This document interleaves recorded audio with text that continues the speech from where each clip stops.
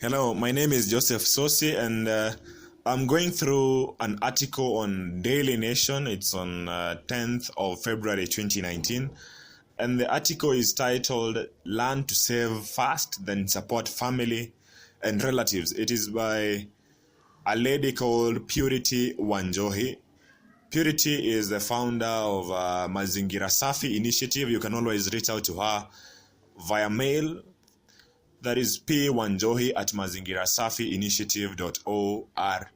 The reason why I'm giving out an audio on this article is because of the argument she's putting out there about young professionals having to spend their salaries on family and all that kind of responsibility. And she's giving a good example here. You can listen in. After successfully finding a job and working there for 2 years, Tom has no savings to his name.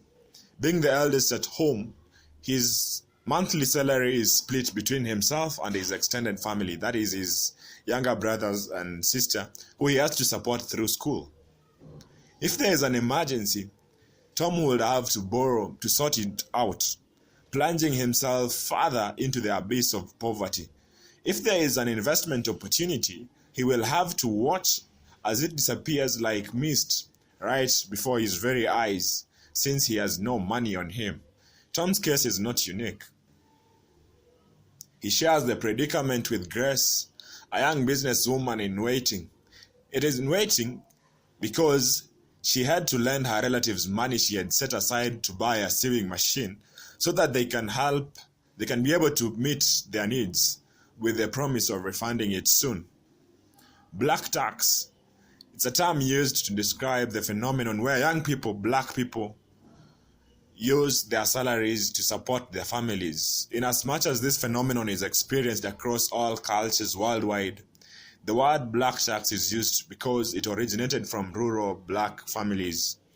While the black tax is the legacy of the apartheid system in South Africa, the common setting for it occurring is when young people move from rural to urban areas in search for jobs. And as soon as they get one, they are expected to send money home for upkeep and other necessities.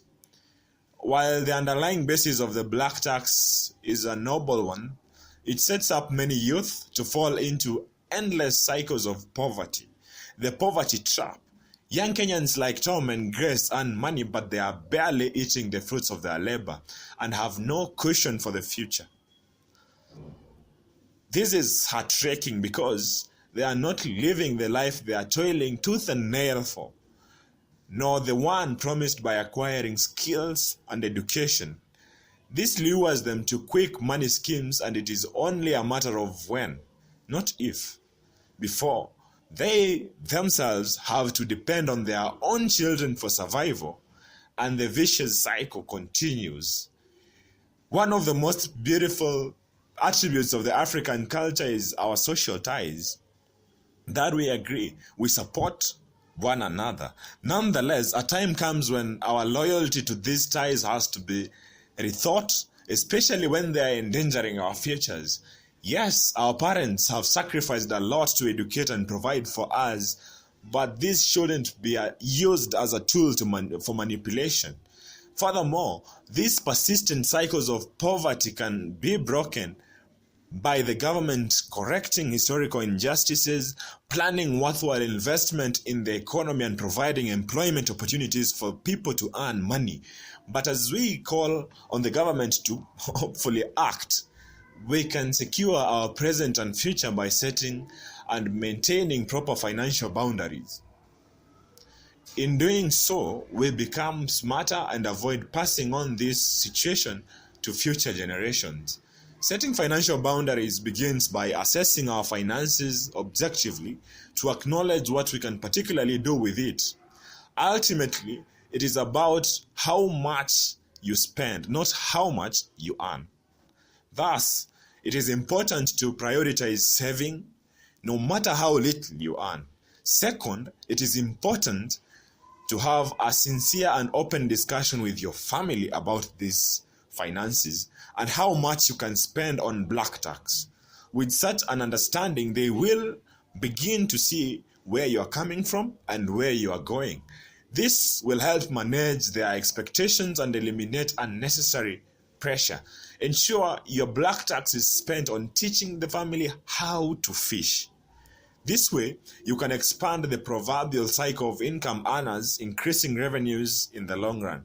Final, purpose to maintain these boundaries, no matter how painful. This will enable them to take you seriously, pushing them to be innovative on how they can supplement what you cannot provide.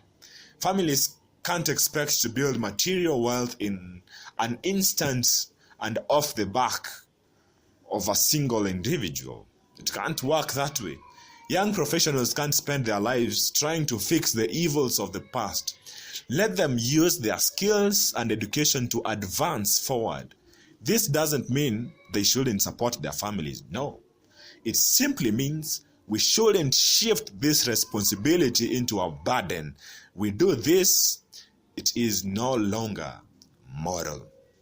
Thank you. You can reach out to Wanjohi on her mail, pwanjohi at mazingirasafiinitiative.org. Be sure to share this. Let's educate one another.